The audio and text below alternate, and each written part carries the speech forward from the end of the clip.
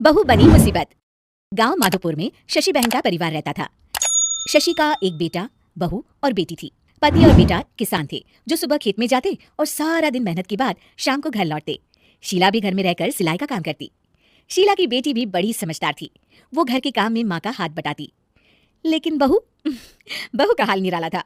वो काम कम और मिन मेक ज्यादा निकालती, जिससे शशि और उसकी बेटी काफी परेशान रहते। एक दिन, माँ ये क्या है? ओहो, जितना बोलो लेकिन आप लोगों को तो कुछ समझ में ही नहीं आता। भाभी क्या हुआ? और माँ अभी सिलाई कर रही हैं, उन्हें बार बार मत उठाइए। मुझे बताइए हुआ क्या है? ये देखो सोनम, दूध उबल रहा है और बस गिरने ही वाला है। वो तो शुक्र है कि मैं आ गई, वरना तो बह जाता सारा। अरे पर मैं तो अभी देख कर गई थी और गैस भी धीमी थी। हमेशा दूध सामने खड़े होकर ही उबाल दिलवानी चाहिए, ठीक है ना? सोनम को मेघा की बात पर गुस्सा आ जाता है, लेकिन क्लेश ना हो ये सोचकर वो चुपचाप वहां से चली जाती है और सोचती है कि वो कैसे मेघा को सबक सिखाए। एक दिन मेघा ने कहा, सोनम, अरे ओ सोनम, कहाँ हो? ऐसा कैसे कर सकती हो तुम? क्या हुआ भाभी? जब देखो परेशान सी घूमती हो। खुश रहा करो भाभी, इससे ना स्किन ग्लो करती है। सोनम, फेस तो मेरा वैसे भी ग्लो करता है, देखो। और कितनी गुणी भी हूं मैं। तुम्हें तो शादी करके दूसरे घर जाना है। देखो जरा, देखो अपने कमरे का हाल देखो, सारा संतरे का छिलका जमीन पर फैला है। अरे ससुराल में ऐसे ही रहोगी क्या? भाभी करना ही क्या है, वहीं पड़े पड़े सूख जाएंगे, फिर पीस कर पैक बना लेंगे। आप भी ना भाभी, चिल करो। मेघा गुस्से से वहां से निकल जाती है। हर बात पर मीन मेक करने वाली मेघा एक दिन फिर चिल्लाने लगती है, माँ, अरे माँ सुनो तो जरा। अब क्या हुआ मेघा, क्यों चिल्ला रही हो?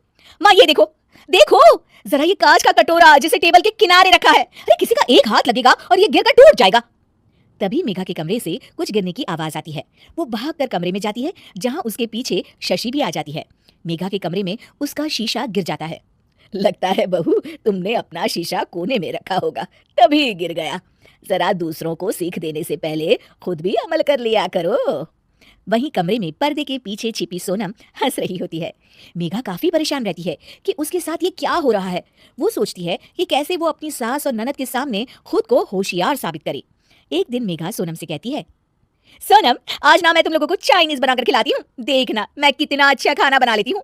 फिर तुम भी ना ससुराल जाकर वैसा ही खाना बनाना और सबका दिल जीत लेना। मेघा किचन में जाती है। घर पर आज सभी मौजूद हैं, तो वो लोग भी मेघा के हाथ के खाने का इंतजार करते हैं। किचन में मेघा ढेर सारा चाउमीन बनाती है और हर किसी की प्लेट में डालकर सबको दे देती है। अचानक उसका पति हिमांशु बोल उठता है, क्या है ये, कितना गंदा बना है, छी। मेघा की शक्ल रोनी सी हो जाती है कि तभी सोनम बोल पड़ती है, ओहो भाभी, ये क्या बनाया है? ऐसा बनाऊंगी मैं ससुराल में जाकर तो वो लोग तो पक्का मुझे भगा देंगे ऐसा खाना खाकर।